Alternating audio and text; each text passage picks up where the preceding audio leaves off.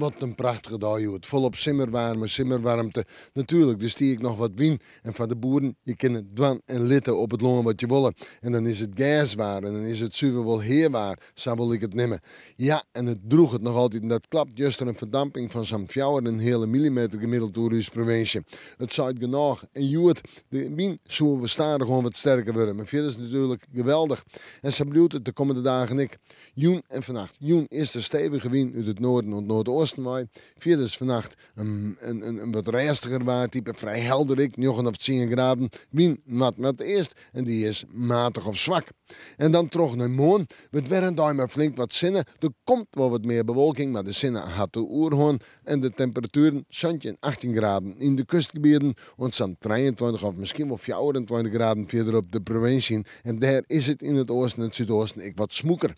De wien matig en vrij krachtig. De vrij krachtige wien boven de marn in het kust- en waardgebied. En natuurlijk werd het met eerst.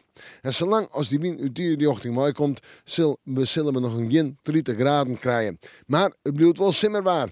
Op sneeuwen en snaaien en manje temperaturen noemen bij de zandje of de 18 graden hinnen. Deze dagen blijft het buis droog met flink wat zinnen. En de wien nog altijd wat eerst. Ja, zo'n spultje is het.